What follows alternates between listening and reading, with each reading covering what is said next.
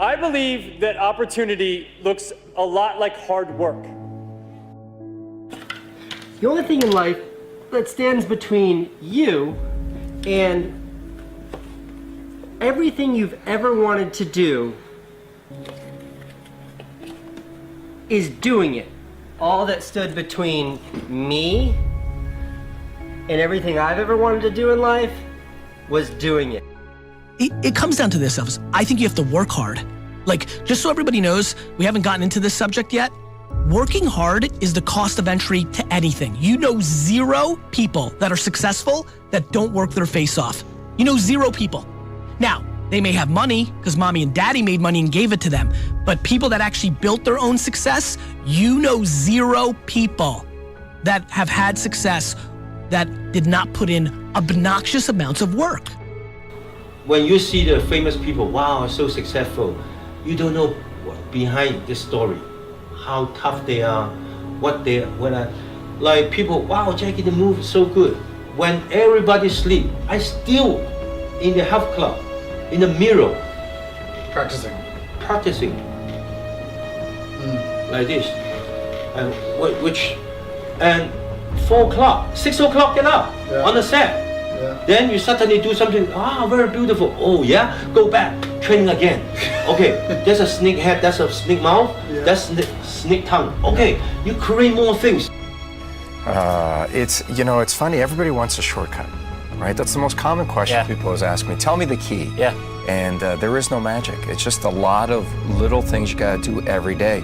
Success is all those boring, sexy things that have to get done every single day to move the ball forward. And so that's when I learned the tough lesson that nothing happens overnight. There's no such thing as overnight success. And that's the biggest thing we do to our young people, tell them that there's an animal as overnight success. You have to bust your ass, roll up your sleeves, and attack. Do you think in order to succeed, not just in the fashion business, but just to succeed generally, is it talent or hard work? It's a combination of both, but I would say it's slanted towards hard work, slanted towards obsession. There are many designers who have much greater talent as a designer than I do, but they may not have my drive, they may not work as hard, they may not have the focus, the desire. I mean, you have to have a talent, because in the end, you can have all those things, and if the pair of pants you make don't make someone's butt look good, they're not going to buy them.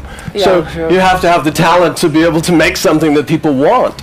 But then you also have to have the drive and the desire to, sometimes people are successful because maybe they don't have that drive, but they have someone around them who takes their raw talent and pushes them.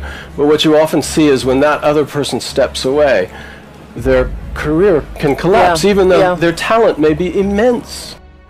Everything happens for a reason, and there's a story to everything, and if you take time to realize what your dream is and what you really want in life, no matter what it is, whether it's sports, whether it's other fields, you have to realize that there's always work to do, and you want to be the hardest working person in whatever you do, and you put yourself in position to be successful, and you have to have a passion about what you do, and basketball was mine. And that's what's carried me to this point. And if you're watching this video right now, and if you want it as bad as I hear you want it, and if this is your year, and if 2017 is gonna be your year, and if this is your moment, and if you're sick and tired, and it's your time, these 31 days in August is exactly when you triple down, when you 4X, 5X down in your hustle, while everybody's at the pool drinking rosé. This is when you put in the grinding hours and get ready for your master plan.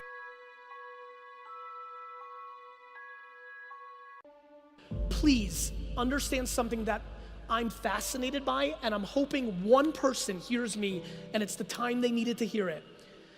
Consuming my content, coming to conferences like this, reading more books, debating about the way the world should be, being a perfectionist, debating, complaining, dwelling, all of it, excuses for not doing. If you ask me what I really want, I want this to be the last conference you ever go to. And it's really remarkable how you can achieve anything in life. It's also remarkable how long it takes. I always thought an overnight success was literally overnight. And I don't want to tell you how many years ago I sat in the audience and thought, oh, one day I'll have a big company. There's a huge sacrifice that people don't think about. You know, most people think, oh, I'm going to start a company, 2 months later it's going to be worth $1 billion, and I'm going to make a fortune. That is actually not what happens to 99% of people. 8 out of 10 fail. They have to do it 3 times. They spend a decade before they get their hit, or they work at one company for 15 years, and they finally get an exit.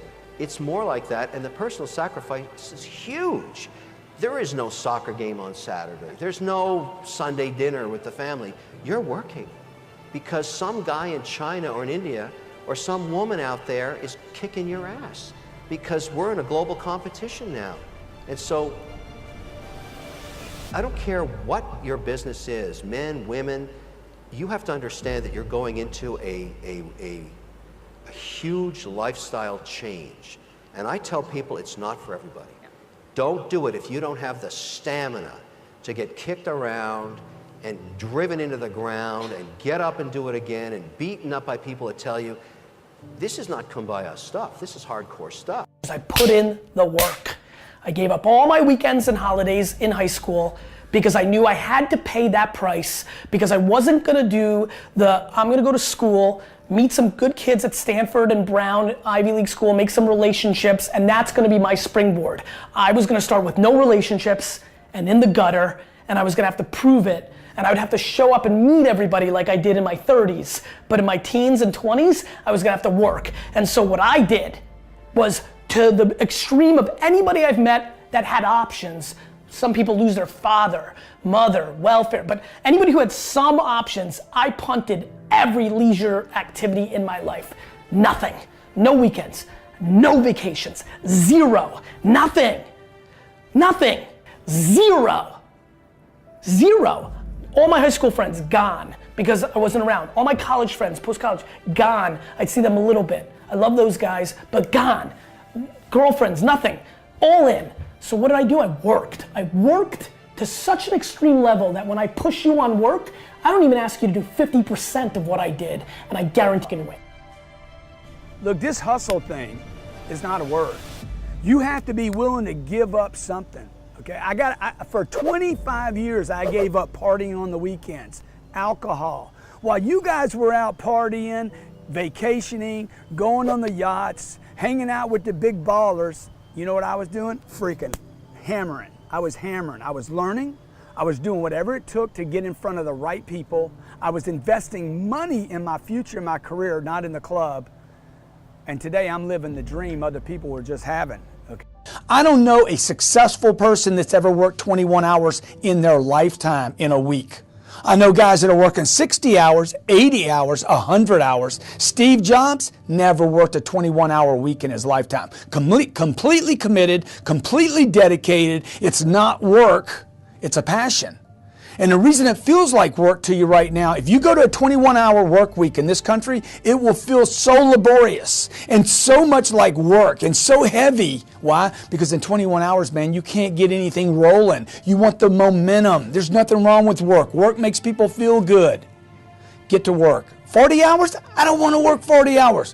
100 hours? Now I'm interested, man, because I could work enough to where it doesn't feel like work anymore. It's just like going to the gym, baby. Don't work out a little bit, it just hurts. You want to work out a lot where you build muscle. This is not a debate. The most controllable thing, listen, we're all built differently, right? We've all got different skills, different charisma levels, different beauty, different smart, but the most controllable thing in this room, the most controllable thing is putting in the work. We, especially the people in this conference, including myself, we are so fortunate. We are so entitled. There's so much abundance in the system. When I see other people try to drag people down and razz on them for their success, it makes me laugh because they don't realize how much abundance is in the system. There's nobody not your most direct competitor. Nobody's taking any money out of your pocket. I need to be on the field, not in the stands. You understand? Hey, let them go to the stands, baby. Yeah, but Grant, what about enjoying life? Hey, what about you not enjoying life all the damn time because you ain't got your freaking money right? Let's keep it real, okay? You grind while they're out playing and drinking and sipping and smoking and doing their deal, okay? Forgetting. That's what they're doing, baby. They all forgetting. You grind while they're doing their thing, whatever that thing is, having fun, so that you can one day, you can live the dream that everybody has. You deserve the dream, but you got to pay the price to get it. Like they say, the dream's free. The hustle, that's sold completely separate.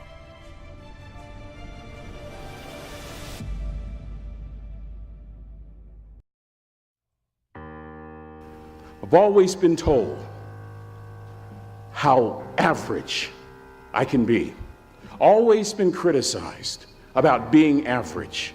But I want to tell you something. I stand here before you, before all of these people, not listening to those words, but telling myself every single day to shoot for the stars, to be the best that I can be. Good enough isn't good enough if it can be better, and better isn't good enough if it can be best. But I listened to what Jim Valvano said 21 years ago. The most poignant 7 words ever uttered in any speech anywhere. Don't give up. Don't ever give up. Those great people didn't. I now have a responsibility to also not ever give up. So stripping that all back to the start of your career, a man with a dream, you know, training in the gym day in, day out. If somebody said to you, you'll have or you'll be as successful as you are now, what would you had said back then? I believe you. That's what I would have said. Because I did believe. Yes. I believed in it. I had very few people who told me that. I had a small group of people that would tell me something like that. Other than that, it was just me telling myself. Yep. So if someone came up to me and told me that all the way back then, I'd say you're damn right.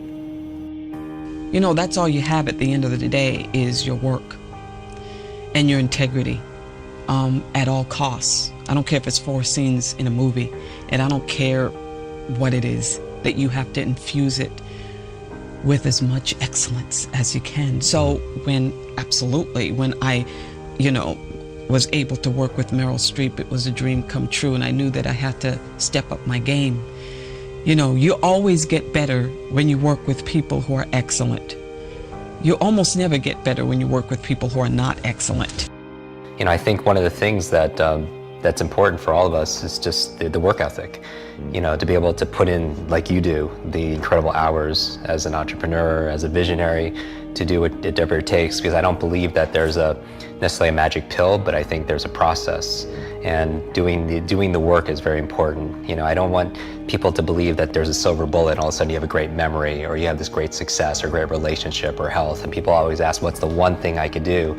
And I always tell people that you have to do most of it, right? And be smart about it, but you have to put in the work, because you know, a lot of times people see on social media, they see all of the success, but what they don't see is the hustle, right? As Gary Vee talks about, and I think as they say, what you practice in private, they say you're rewarded for in public. Wisdom will come to you in the unlikeliest of sources, a lot of times through failure. When you hit rock bottom, remember this: while you're struggling, rock bottom can also be a great foundation on which to build and on which to grow. I'm not worried that you'll be successful. I'm worried that you won't fail from time to time. As a studio executive, one of the things I do is I develop scripts into movies. But there are some scripts that we develop for a very long time and it never looks like it's gonna get made, and we call this period of time development hell.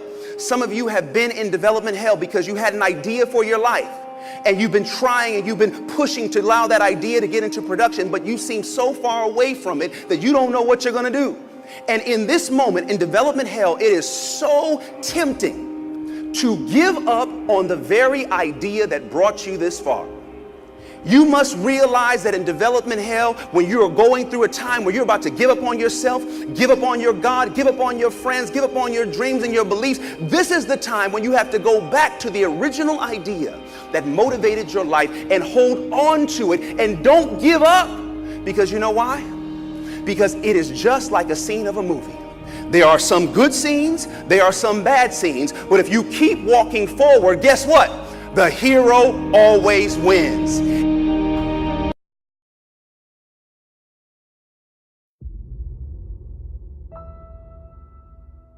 Excuses sound best to the person that's making them up. Stop feeling sorry for yourself. Get off the pity potty. Wake your ass up. Awaken the beast inside. If you're an excuse maker and you say you want, the money, the girl, the car, the boy, the dream, the whatever it is, how many ifs and what ifs and fearful stories are you telling yourself to keep you stuck in the comfortable cage that you're in? Well, excuses, to me, are the common denominator of failure because they paralyze us. When we give an excuse, it really rationalizes a mistake. When you give an excuse, either it's because you didn't do something you should have, you did something you shouldn't have, or you made a bad choice, or you would never use the excuse in the first place. So every excuse is, in essence, you wrapping your arm around acknowledging your own mistake. People who make excuses are living in the dark and they cannot see. And in that darkness, they make up excuses. And when you make excuses, you get nowhere. Your whole life stops. Right at the excuse. It stops, nothing else happens. The moment you make a big investment with your time, with your energy, or with your resources, your money, your protection mechanisms and patterns will show up in the surface, right? And you start freaking out. And when you're in that heat of the moment, that tension, there are two ways you can respond. Either you're gonna be an excuse maker or you're gonna be an action taker. One thing we cannot do is make excuses for an adult. So a lot of times we get in a situation where we set standards and the person we're with refuses to elevate to those standards. And then what we do, instead of upholding our standards, we start making excuses. And we make excuses and we find things that tell us it's okay. And subconsciously, we are believing those things and we are accepting those things to be true because we fear the unknown. We fear leaving and having to start all over again. How do you stop making excuses? This is actually pretty simple. And I said it the other day, and you have to realize, you have to know, you have to accept that all your excuses are lies. How do I stop myself from thinking negative thoughts or doubting, or when I'm pulled toward thinking about that can't work, how is this going to work, and start doubting? Well, the answer is you need to get the ball of energy, the positive ball of energy, bigger than the negative ball of energy that you've been establishing your whole life. And that's pretty huge at this point. Whatever the case may be, people will say anything because they're not winning at a game that they want to be in, so they're looking for an excuse. Don't fall into that type of behavior. It's easy to do, it's easy to make excuses, it's easy to give up, but when you do that, all you're doing is leaving yourself to be bitter, angry, and without anything that you actually wanted to have. When you make excuses, you get nothing done. You're just going in a circle and nothing is really happening. And you tell yourself how busy you are, but yet you're not that busy. You have that time to do the things you really want to do that don't mean a thing. It doesn't mean a thing, and you get those things done. Stop making excuses.